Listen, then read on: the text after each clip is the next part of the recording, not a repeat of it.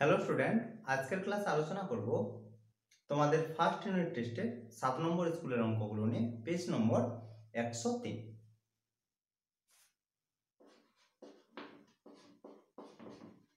একের প্রথম কোশ্চেনে বলেছে বার্ষিক 10% সরল সুদের হারে এ টাকার বি মাসের সুদ। এখানে দেওয়া আছে সরল সুদের হার 10%, আসল এ টাকা আর সময় বি মাস। তাহলে প্রথমে আমাদের মাসটাকে বছরে নিয়ে যেতে হবে। মাসকে যদি আমরা বছরে নিয়ে যাই তাহলে 12 দিয়ে ভাগ করতে হবে। তাহলে b/12 বছর। সরল সুদের ক্ষেত্রে তোমরা সবাই জানো সুদ সমান হয় আর সমান হয় আসল ইনটু সময় ইনটু সুদের হার বাই হচ্ছে 100 সমান p সমান দেওয়া আছে দেখো a ইনটু সময়, সময় পেলাম বা হচ্ছে b/12 ইনটু আর বলতে 10 বাই হচ্ছে 100। তাহলে একটা শূন্য কাটছে সমান উপরে থাকছে এবি আর নিচে থাকছে এই 12টা নিচে আসছে, তাহলে 120। সুদ সমান এবি বাই 120, অপশন বি হচ্ছে অ্যানসার। এরপর হচ্ছে দুয়ের দাগের কোশ্চেন। দুয়ের দাগের কোশ্চেনে বলেছে ত্রৈমাসিক পর্বের চক্রবৃদ্ধি সুদের ক্ষেত্রে চক্রবৃদ্ধি সুদ ও সরল সুদ সমান থাকে। ত্রৈমাসিক বলতে কি 3 মাস অন্তর দেয়, সুদের পর্ব হচ্ছে 3 মাস অন্তর। 3 মাস অন্তর বলতে বছরে, এক বছরে 4 বার সুদ দেয়। বুঝে গেছে? এটার অ্যান্সারটা হবে অপশন সি 3 মাস। সরি, হ্যাঁ অপশন এখানে বলেছে যে কত সময়ের জন্য চক্রবৃদ্ধি সুদ আর হচ্ছে সরল সুদ সমান থাকবে, তাহলে 3 মাসের ক্ষেত্রে। এই কোশ্চেন আমি আগের ক্লাসে আলোচনা করেছি, তাই আর আলোচনা করলাম না। তোমরা যারা দেখোনি আগের ক্লাসটা একটু দেখে নেবে। পরের কোশ্চেন, এ ও বি এর আয়ের অনুপাত 3:2 এবং ব্যয়ের অনুপাত 5:3। যদি তাদের প্রত্যেকে 1000 টাকা সঞ্চয় করে তবে এ এর আয়। তাহলে আমরা প্রথমে ধরে নেব যে এর আয় সমান, এর আয় সমান 3x আর বি এর আয় সমান হচ্ছে 2x। দুটো আয়ের অনুপাত দেওয়া আছে আর ব্যয়ের অনুপাত দেওয়া আছে, তাহলে এটাও অনুপাত দেওয়া আছে, তাহলে অনুপাত হচ্ছে 5:3। এ তাহলে ব্যয় হচ্ছে 5y আর বি এর ব্যয় হচ্ছে 3y। দুজনেরই সঞ্চয় হচ্ছে দেখো 100 টাকা। তাহলে আয় মাইনাস ব্যয় যদি করি তাহলে আমরা সঞ্চয় পাবো। অতএব আমরা লিখতে পারি 3x minus 5y is equal to 100। এটা হচ্ছে এর ক্ষেত্রে 100 এটা হচ্ছে এর ক্ষেত্রে সঞ্চয়। একই রকম ভাবে 2x minus 3y is equal to 1000, এটা হচ্ছে বি এর সঞ্চয়। এটা হচ্ছে এর সঞ্চয়, এটা হচ্ছে বি এর সঞ্চয়। এখন দেখো কি বের করতে বলেছে, বলেছে এর আয়, আয় তাহলে এর আয় হচ্ছে 3x, এই 3x এর মান আমাদের প্রয়োজন। এখান থেকে তাহলে আমরা y এর মানটা কাটাচ্ছি, তাহলে আমরা x এর মান পেয়ে যাব। y এর মান কাটানোর জন্য এটার উপরের সঙ্গে 3 দিয়ে গুণ করতে হবে আর নিচের সঙ্গে 5 দিয়ে গুণ করতে হবে।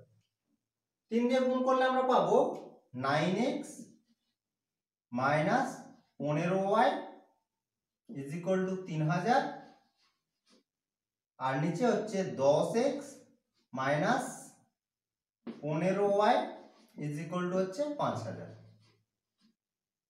বিয়োগ করা হচ্ছে,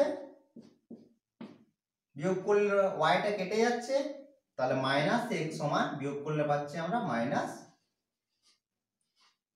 2000। এক্স ইজ ইকুয়াল টু হচ্ছে 2000। চেয়েছে এর আয়, তাহলে এর আয় হচ্ছে 3x টাকা, x সমান পেলাম 2000, অতএব এর আয় সমান হচ্ছে 3 গুণিত 2000 সমান হচ্ছে 6000 টাকা।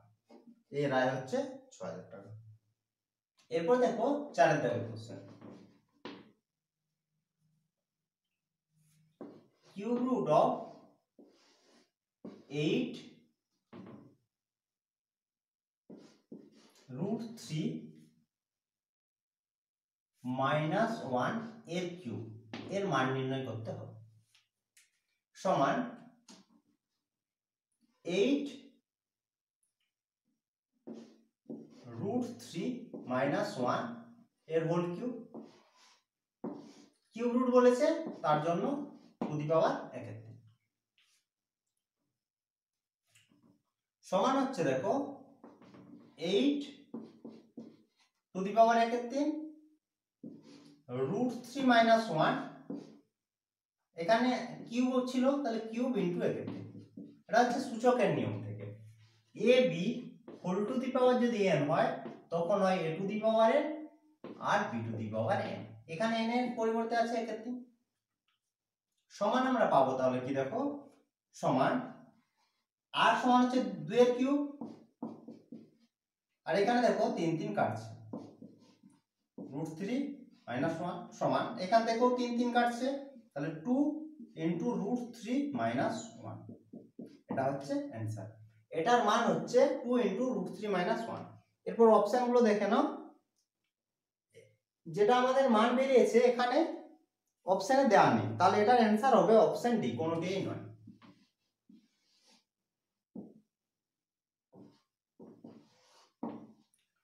পরে 5 দাগের কোশ্চেন বলেছে এবিসি ত্রিভুজের পরিকেন্দ্র ও দেওয়া আছে,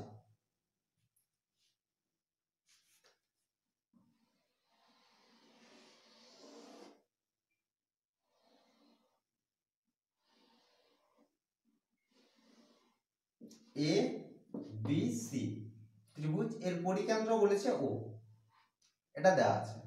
আর দেওয়া আছে যে কোণ বি এ সি সমান 85, কোণ বি সি এর সমান হচ্ছে 55, কোণ ও এসি এর মান বের করতে হবে। তোমাদের বলেছিলাম যে জ্যামিতির অঙ্কর ক্ষেত্রে প্রথমে যেগুলো দেয়া থাকে সেগুলো লিখে নেবে, তারপর ওই মানগুলো ছবিতে লিখবে। তাহলে ছবিতে দেখি যে কোণ বিএসি, তাহলে বিএসি তাহলে এই কোণের মান দেওয়া আছে 85 ডিগ্রি। আর দেওয়া আছে কোণ বিসিএ এই কোণের মান দেওয়া আছে 55 ডিগ্রি। বের করতে হবে ও এসি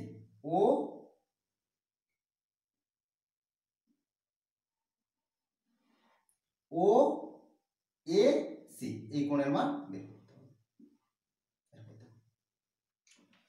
এখানে এবিসি ত্রিভুজের দুটো মান দেওয়া আছে, এ কোণ আর সি কোণ, তাহলে বি কোণ বের করতে আমাদের কোনো সমস্যা নেই। অতএব আমরা লিখি কোণ বি সমান হচ্ছে 180 degree minus 85 degree plus 55 degree সমান 180 ডিগ্রি মাইনাস এ দুটো যদি যোগ করি তাহলে আমরা পাচ্ছি 0 13 একে হচ্ছে 14, 140, তাহলে বিয়োগ করলে পাবো 40 ডিগ্রি। বি কোণ সমান পাচ্ছি 40 ডিগ্রি। এখন দেখো এসির মাঝখানে যে কোনো একটি বিন্দু যদি আমরা পি ধরি তাহলে এপিসি চাপে এ ও সি হচ্ছে কেন্দ্রস্থ কোণ আর এ বিসি হচ্ছে পরিধিস্থ কোণ বা বৃত্তস্থ কোণ। আর তোমরা জানো যে কেন্দ্রস্থ কোণ হয় পরিধিস্থ কোণের দ্বিগুণ। বি কোণ সমান আমরা পেলাম 40 ডিগ্রি।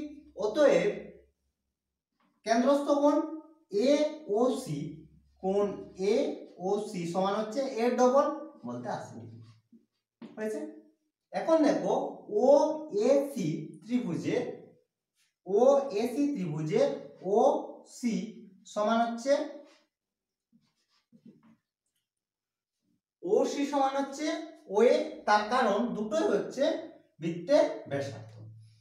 অতএব ও এসি একটি হচ্ছে সমদ্বিবাহু ত্রিভুজ, আর যেহেতু এই দুটো বাহু সমান অতএব এই দুটো কোণের মানও সমান। একটি কোণ আমরা পেয়েছি, ও কোণ সমান 80 ডিগ্রি, অতএব এই দুটো কোণের সমষ্টি হচ্ছে 180 মাইনাস 80 সমান হচ্ছে 50। অতএব কোণ ওএসি সমান কোণ ওসিএ সমান হচ্ছে 180 ডিগ্রি মাইনাস 80 ডিগ্রি বাই 2। তার কারণ দুটো কোণের সমষ্টি হচ্ছে 180 মাইনাস উপরের কোণ এওসি, এওসির মান হচ্ছে 80,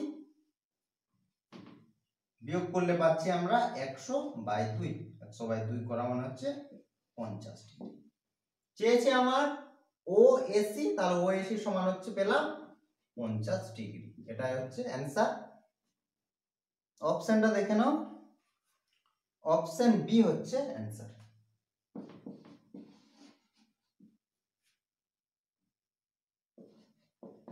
পরের কোশ্চেন, ও কেন্দ্র বিশিষ্ট বৃত্তের ব্যাস বলেছে এবি।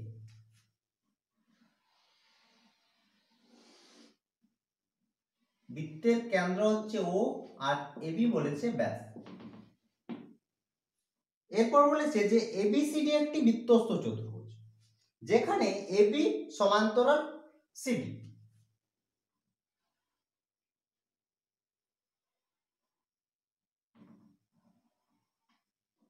সিডি প্রথমে বলেছে যে ও কেন্দ্রীয় বৃত্তের এবি হচ্ছে ব্যাস, তারপর বলেছে যে এবিসিডি একটি বৃত্তস্থ চতুর্ভুজ যার এবি সমান্তরাল সিডি। একটি মান দেওয়া আছে এখানে যে কোণ বিএসি সমান হচ্ছে 25 ডিগ্রি। তাহলে কোণ দেখে নাও বিএসি, এই কোণের মান দিয়েছে 25 ডিগ্রি। বের করতে বলেছে কোণ ডিএসি, এর মান। ডিএসি বলতে ডিএসি এই কোণের মান। দেখো বলেছে যে এবি সমান্তরাল সিডি, অতএব কোণ বিএসি বলতে এই কোণ সমান হচ্ছে কোণ এসি। তার কারণ এই দুটো হচ্ছে একান্তর কোণ, যেহেতু এবি সমান্তরাল সিডি। আবার এসিবি হচ্ছে অর্ধবৃত্তস্থ কোণ, অর্ধবৃত্তস্থ কোণ হয় সমকোণ, অতএব এসিবি সমান আমরা পেলাম 90 ডিগ্রি। এই কোণের মান আমরা পেয়ে গেলাম 90 ডিগ্রি। আর যেহেতু এ কোণ আর সি কোণ একান্তর কোণ, অতএব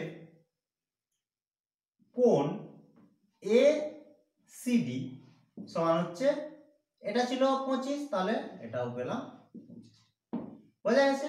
এখন আমরা পেয়ে গেলাম কি কোণ বিসিডি সমান পেয়ে গেলাম 90 ডিগ্রি প্লাস 25 ডিগ্রি। একবারে সি কোণ সমান লিখছি, সি কোণ সমান হচ্ছে 90 ডিগ্রি প্লাস 25 ডিগ্রি সমান 5 115 ডিগ্রি। বৃত্তস্থ চতুর্ভুজের ক্ষেত্রে বিপরীত কোণগুলোর সমষ্টি হয় 180 ডিগ্রি। অর্থাৎ এখানে এ কোণ আর সি কোণের সমষ্টি 180 ডিগ্রি, বি কোণ আর ডি কোণের সমষ্টি 180 ডিগ্রি। এখানে সি কোণ সমান আমরা পেয়েছি 115 ডিগ্রি, তাহলে এ কোণ সমান হবে 180 ডিগ্রি মাইনাস 115 ডিগ্রি। অতএব এ কোণ সমান হচ্ছে 180 ডিগ্রি মাইনাস 115 ডিগ্রি। বিয়োগ করলে পাবো 5 2 6 65 ডিগ্রি। তাহলে পুরো এ কোণের মান আমরা পেয়ে গেলাম 65 ডিগ্রি। আর এই ছোট কোণের মান সিএবি সমান দেওয়া আছে 25 ডিগ্রি। আর আমার চেয়েছে এই কোণ ডিএসি এই কোণের মান, তাহলে পুরো কোণটির মান পেলাম 65 ডিগ্রি। এই কোণের মান দেওয়া আছে 25 ডিগ্রি, তাহলে এটা বের করতে কোনো সমস্যা নেই। 65 থেকে যদি আমরা 25 বাদ দিয়ে দিই তাহলে যেটা আমাদের বের করতে বলেছে তার মান পেয়ে যাব। অতএব কোণ ডিএসি সমান হচ্ছে 65 ডিগ্রি মাইনাস 25 ডিগ্রি সমান হচ্ছে 40 ডিগ্রি। এটা হচ্ছে অ্যান্সার। অপশন দেখে নাও, অপশন ডি।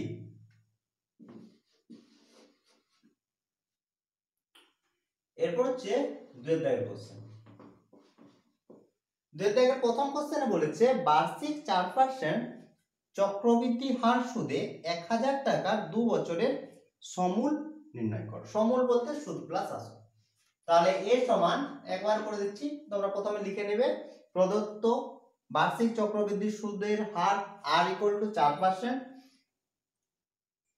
আসল 1000 টাকা আর সময় n ইকুয়াল টু 2 বছর। তারপর লিখবে 2 বছরের সমূল চক্রবৃদ্ধির সময়। এ সমান হচ্ছে তাহলে ফর্মুলা লিখি একবার p into 1 plus r by 100 whole to the power n। একবার তোমরা ফর্মুলাটা একটু লিখে নেবে। এরপর দেখো মানগুলো আমরা বসাচ্ছি। p সমান 1000, r এর মান হচ্ছে 4%, তাহলে 4 বাই 100 হোল টু দি পাওয়ার, সময় বলেছে 2 বছর n ইকুয়াল টু 2। তাহলে সমান আমরা পাচ্ছি 1000 25 সালে 100,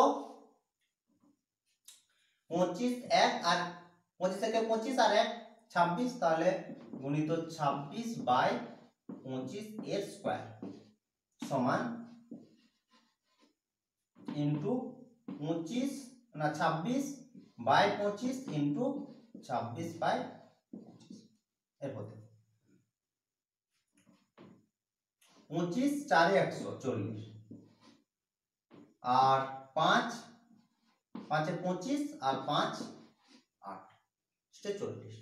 তাহলে উপরে থাকছে 8 ইনটু 26 26 যদি আমরা গুণ করি তাহলে পাবো 776 বাই নিচে 5। উপর নিচে হচ্ছে 2 দিয়ে গুণ করছি, তার কারণ হচ্ছে 2 দিয়ে গুণ করলে দেখো 10 আসছে, 10 দিয়ে ভাগ করতে আমাদের সুবিধা আছে। তাহলে 16 গুণিত এটা নিচে থাকছে 10। এই দুটো যদি তোমরা গুণ করো তাহলে পাবে, গুণটা আমি করেছি, তাহলে পাবে 10816 বাই নিচে 10 থাকছে। তাহলে 10 দিয়ে ভাগ করতে কোনো সমস্যা নেই, তাহলে 10816 এত টাকা হচ্ছে অ্যানসার। বোঝা গেছে? এটা হচ্ছে সমূল চক্রবৃদ্ধি।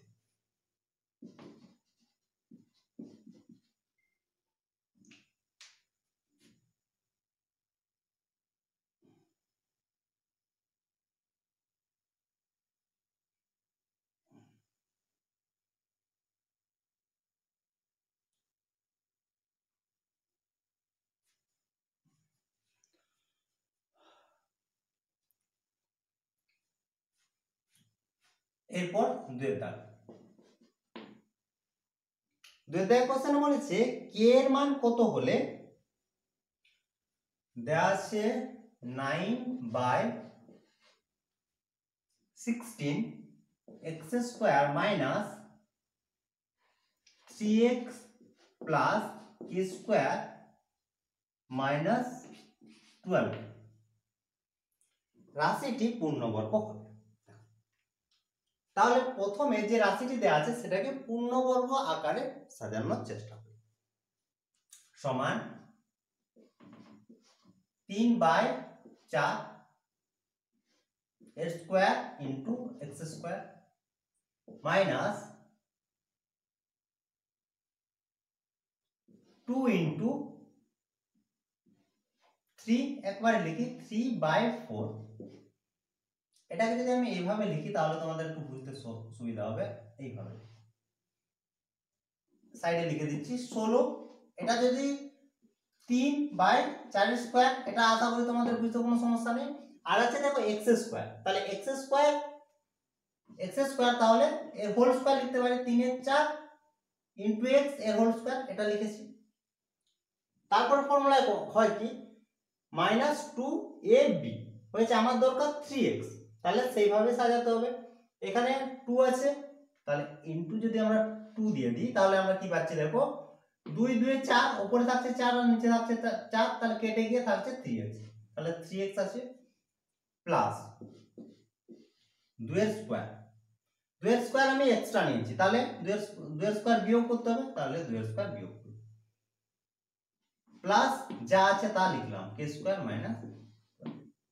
এখন কি পেলাম দেখো, এটা হচ্ছে হোল স্কয়ারের formula, a square minus 2ab plus b square, তাহলে এটাকে আমরা লিখে দিই মাইনাস 2a হোল স্কয়ার হয়ে গেল।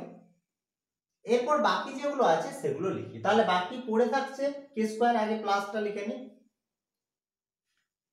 প্লাস k স্কয়ার হয়েছে, এরপর মাইনাস 2 এর স্কয়ার 4, তাহলে মাইনাস 4 আর এখানে 12 হয়েছে। বলেছে পূর্ণবর্গ হবে, এই পুরো রাশিটি, এখন দেখো এটা আমার পূর্ণবর্গ, তাহলে পুরোর পূর্ণবর্গ হবে যদি এটা 0 হয়, বুঝা গেছে? তার কারণ আরেকবার বলি যে এই রাশিটি থেকে আমরা এটা পেয়েছি, এই রাশিটি এখন পূর্ণবর্গ হবে যদি এটা এটা 0 হয়, তার কারণ এটা দেখো হোল স্কয়ার ফর্মে আমরা পেয়ে গেছি। তাহলে এর মান যদি k square minus 16 is equal to যদি 0 হয়, তাহলে প্রদত্ত যে রাশিটি দেয়া আছে তার মানটা আমরা 0 পাবো। তাহলে এখান থেকে k এর মান আমরা বের করব, তাহলে k সমান কি পাচ্ছি, বা k square is equal to হচ্ছে 16, তাহলে k ইজ ইকুয়াল টু হচ্ছে প্লাস মাইনাস 4, তাহলে k এর এখানে লিখবে যে প্রদত্ত রাশিটি পূর্ণবর্গ হবে যদি k square minus 16 is equal to 0 হয়। অতএব এখান থেকে আমরা পেলাম কি k is equal to plus minus 4।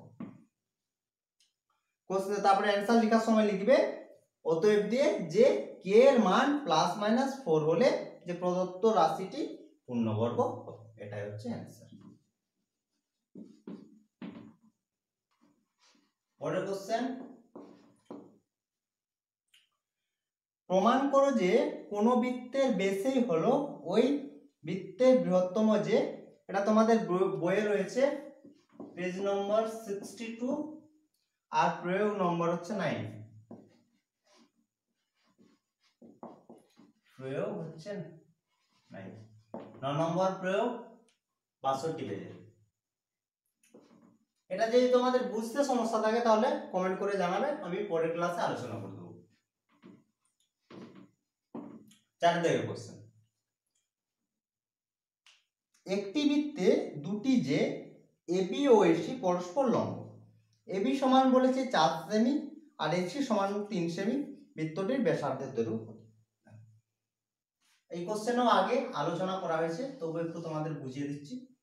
দুটো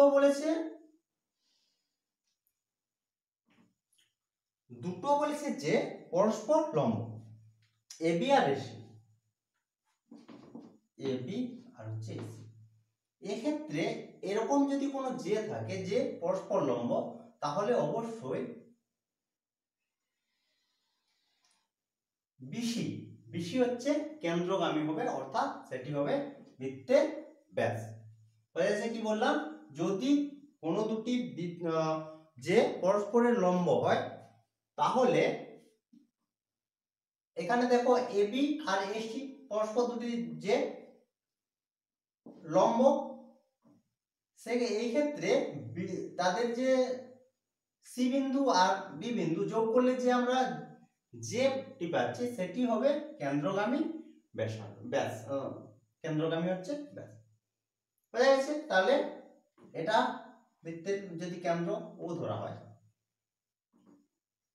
এখন আমরা কি পেলাম যে সি এ বি একটি হচ্ছে সমকোণী ত্রিভুজ, সমকোণী ত্রিভুজের এবি হচ্ছে ভূমি আর এসি সমান হচ্ছে লম্ব। সমকোণী ত্রিভুজের ক্ষেত্রে লম্ব স্কয়ার প্লাস ভূমি স্কয়ার সমান হয় অতিভুজের স্কয়ার, অতিভুজের স্কয়ার। এবি হচ্ছে কি ভূমি আর এসি হচ্ছে লম্ব। এবি আর এসির মান দেয়া আছে, বিসির মান বের করতে কোনো সমস্যা নেই, 3 4 মানে 5 হয়, তাহলে এবি সমান আছে 4 প্লাস এসি, এসি সমান 3 সমান হচ্ছে বিসি স্কয়ার, বা বিসি স্কয়ার সমান হচ্ছে একবার লিখে দিলাম 25, তাহলে বিসি সমান হচ্ছে 5। বিসি হচ্ছে ব্যাস, ব্যাসার্ধ চেয়েছে, তাহলে ব্যাসার্ধ হচ্ছে ব্যাসার্ধ সমান হচ্ছে 5/2 সমান হচ্ছে 2.5 সেমি। এটা হচ্ছে आंसर। এটা তোমরা সব সময় কিন্তু মনে রাখবে যে দুটি যে যদি পরস্পর লম্ব হয় তাহলে বিসি হচ্ছে বৃত্তের ব্যাস। পরের কোশ্চেন, 50 সেমি উচ্চতা বিশিষ্ট একটি লম্ববৃত্তাকার চোঙের আয়তন 2 ঘন মিটার হলে ওর ভূমির ক্ষেত্রফল নির্ণয় করো। ভূমির ক্ষেত্রফল চোঙের ক্ষেত্রে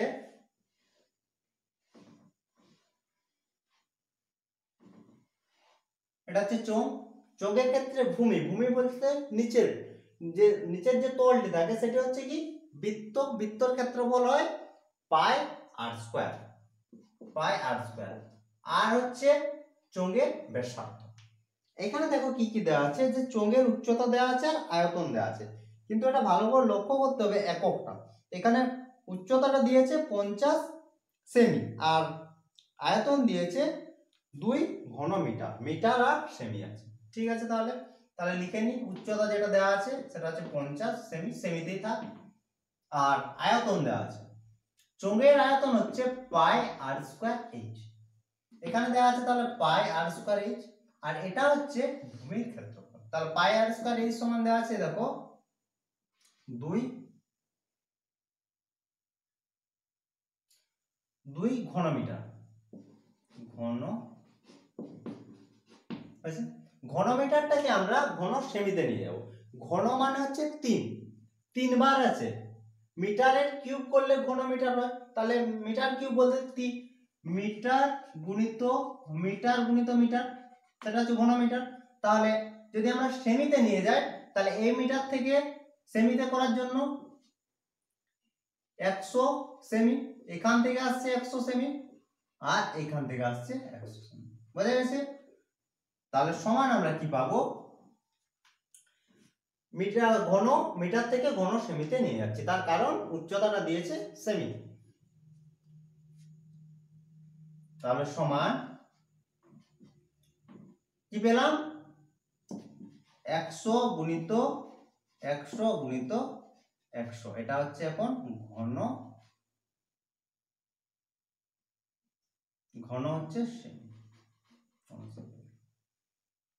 এরপর এইচ এর মান বসাচ্ছি, পাই আর স্কয়ার এইচ সমান হচ্ছে 50 সেমি হয়েছে, তাহলে একটা সেমি থাকছে না,